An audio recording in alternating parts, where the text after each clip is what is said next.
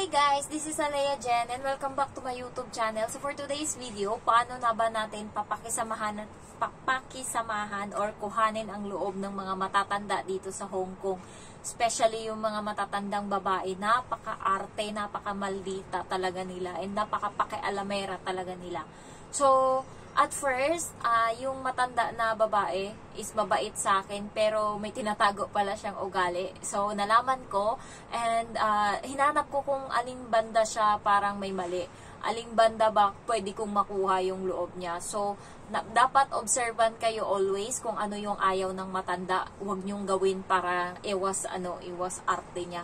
Ayan, so, ano kasi sila guys, parang iniisip nila, lahat ng tinabaho mo, lahat ng binayad nila sa'yo is dapat trabahuin mo mapa-araw yan, every oras, ayan. Kaya, ang ginawa ko is, lalo yung amo kong babae nagsusumbong dun sa matanda.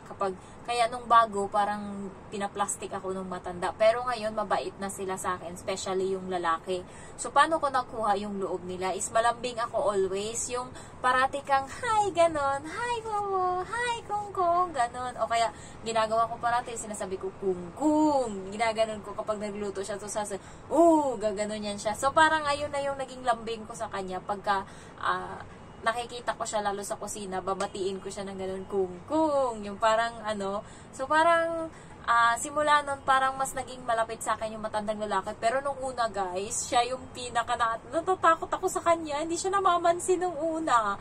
Nung unang punta ko doon is offer agad sa akin ng matandang babae, is binigyan ako ng pagkain.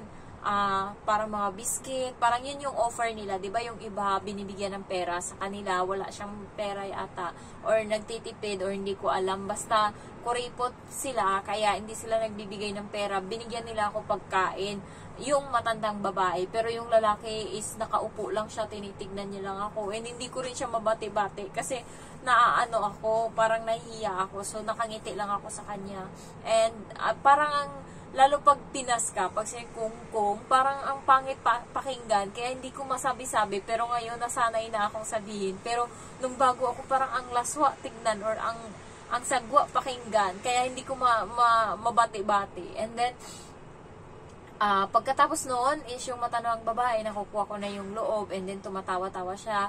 So, okay na. Yung lalaki na lang is nahirapan ako. And then, sinabi ng amo kong babae, gusto mo matutong magluto? Sabi niya. Sabi ko, yes ma'am.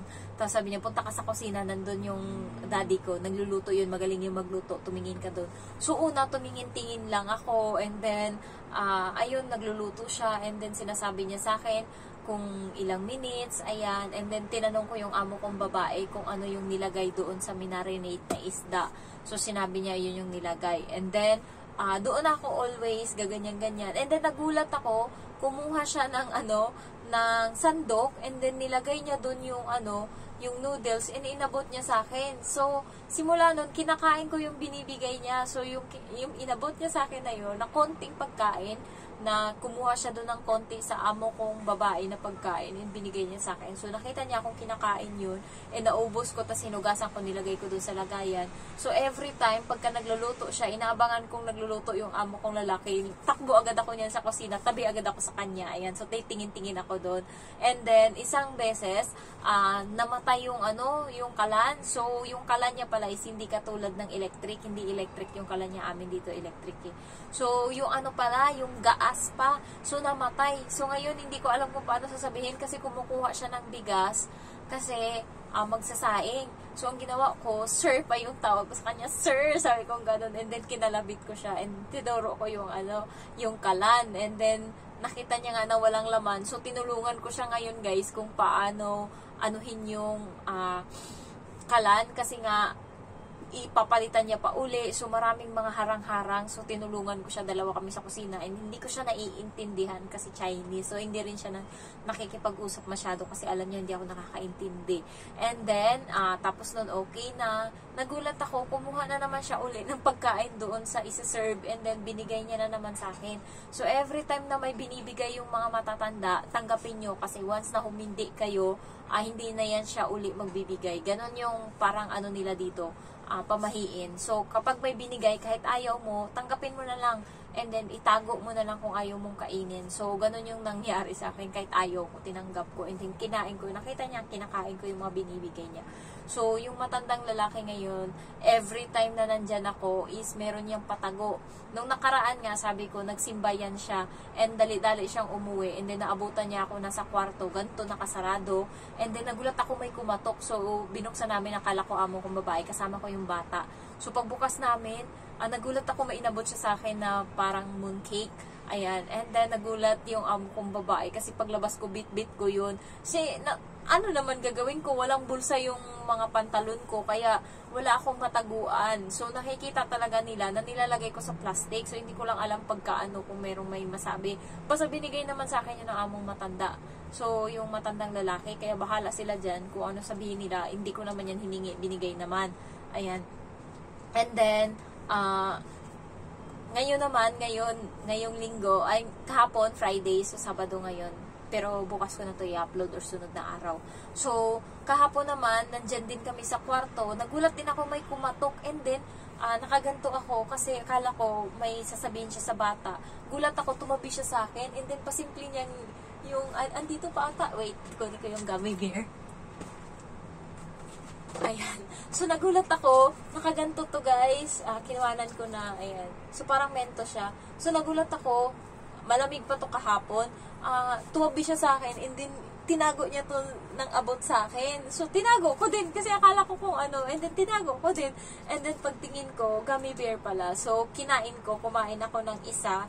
And then, tinabi ko yung ano. Gusto nga ng bata manghingi. Sabi ko, bawal sa kanya. Kasi, yung alaga ko, hindi basta-basta itong pinapakain ng kahit ano. Kasi, sumasakit yung tiyan niya. Ayan.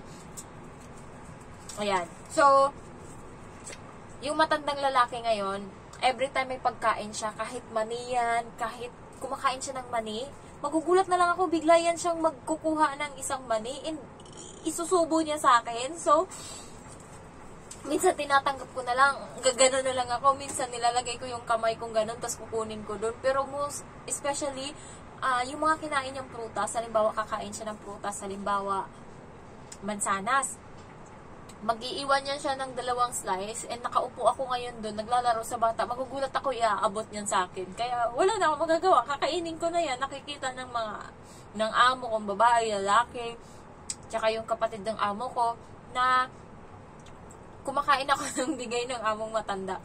Yung among babae naman, nakaupo ako niyan parati, pagkagaling ko paghatid ng bata sa school, so babalik ako, and bawal akong umupo sa loob kasi hindi pa ako nakabihis ng damit. Yung damit kasi dyan, pagpasok namin is pinapalitan. Tsaka ka makakaupo pag napalitan mo na yung damit mo. Pero hanggat galing ka sa labas at hindi ka nagpalit ng damit, hindi ka pwedeng umupo sa loob. So lumabas ako doon sa meron silang parang veranda. Merong doon, isda, and then may mga upuan. So doon ako naupo sa labas. And then nagsiselfone ako. Magugulat na lang ako, magbibigay yan sa akin ng chocolate. Ayan. So yung amo kong, yung matandang lalaki, binigyan din ako ng chocolate na malaki. Nakita yun ng matanda na babae, so okay lang sa kanila. Parati siya nagbibigay kasi yung lalaki parang siya yung boss sa bahay nila. Kaya kahit anong gusto niya, nabibigay niya. So binigyan niya ako, and then nandun din sa taas. Marami silang binibigay na hindi naman ako kumakain masyado. So nandun lang sa taas ng kwarto, ay ng higaan ko.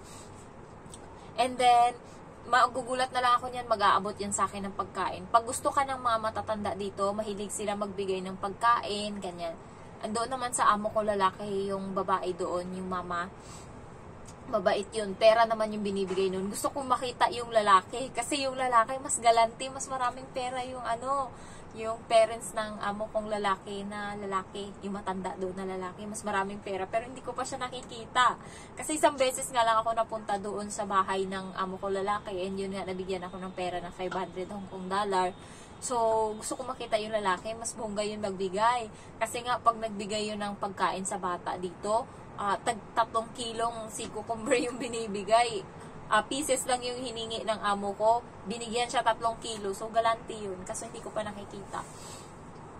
Ayan. So, ayan lang guys. Basta kung ano yung ayaw nila is iwasan nyo. And nung una, parang ayaw na ng matandang babae sa akin. Kasi nga, sinisiraan nga ng Indonesian yung yung amo niya. So nakikita ata na always kaming nagchichismis, always kaming nag-uusap, kaya parang pinagsabihan. So simula nun, lumayo yung ko, pagka nandyan sila, hindi ako nakikipag-usap sa Indonesian, and nagpapansin nila na lumalayo ako, umiiwas ako. Kaya simula nun parang umuki uli yung pakikisama nila. And ngayon, mas marami akong pagkain na ulam sa gabi. So kagabi, masuka-suka na naman ako sa kabusugan. Sinauli ko doon sa matandang babae yung isang mangkok ng baboy na parang adobo.